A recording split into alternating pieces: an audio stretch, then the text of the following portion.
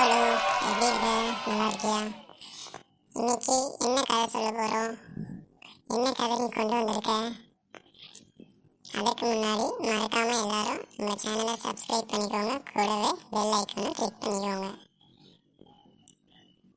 சொல்லு பாரு, என்ன கதை நீ கொண்டு வந்திருக்க? ஹாய் ஜூலி, நான் சூப்பராக இருக்கோம். நீ எப்படி இருக்க? நான் எதுவும் கதை கொண்டு வரல ஜூலி. வழக்கமாக நீ தானே கதை சொல்லுவ. இன்னைக்கு நீயே சொல்லு, ஓகேவா? நான் வேற ஒரு நாளைக்கு கதை சொல்கிறேன்.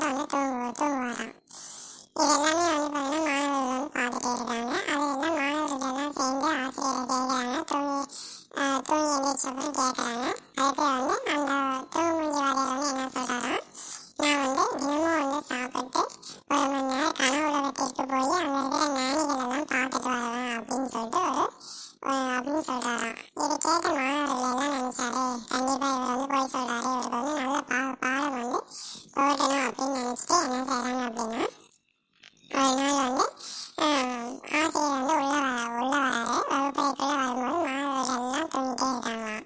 உடனே ஆசிரியர் உள்ள எல்லாரையும் எழுப்பி, ஏன்டா இப்படியே தூங்குறீங்க அப்படின்னு கேட்கும்போது அதுக்கு மாணவர்கள் எல்லாம் சொல்றாங்க, இல்ல நாங்களும் காலையிலே தினமும் காலையிலே ஒரு மணி நேரம் தூங்கி கனவு உலகத்துக்கு போய் நாங்களும் ஞானிகளெல்லாம் பார்த்துட்டு வரோம் அப்படின்னு சொல்லிட்டு மாணவர்கள் எல்லாம் சொல்றாங்க.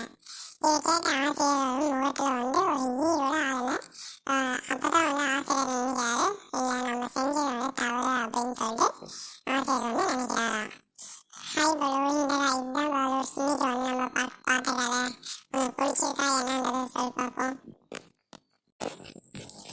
ஜூலி, சூப்பராக இருக்கு கதை. நல்ல ஒரு கதை. கண்டிப்பாக நல்லா பாடம் புகட்டியிருக்காங்க ஆசிரியருக்கு, இல்லையா? ஓகே ஜூலி, சூப்பராக இருக்குது. கண்டிப்பாக நம்ம மக்களுக்கு பிடிக்கும் அப்படின்னு நினைக்கிறேன். சரி, ஓகே ஜூலி, வா வேற ஒரு கதையோட பார்ப்போம். நன்றி. ஓகே பாலு, இந்த கதை மூலம் நீ என்ன தெரிஞ்சுக்கிட்ட? பொதுவாக நம்ம யாரையும் ஏமாற்றக்கூடாது. ஸோ அப்படி ஏமாத்தினாங்க அப்படின்னா நம்ம தான் ஏமாந்து போவோங்க. அது அஞ்சறிவு உள்ள மிருகங்களாக இருந்தாலும் சரி, ஆறறிவு உள்ள நம்ம மாதிரி மனிதர்களாக இருந்தாலும் சரி, யாரும் ஏமாற்றக்கூடாது. ஓகேவா? இந்த கதையின் மூலமாக அதை பார்த்தோமா? ஓகே பாலு, வேற ஒரு நாளைக்கு வேற ஒரு கதையை கண்டிப்பாக நாங்கள் பார்ப்போம். வா போகலாம் இப்போ வீட்டுக்கு. பாய் சொந்தங்களே.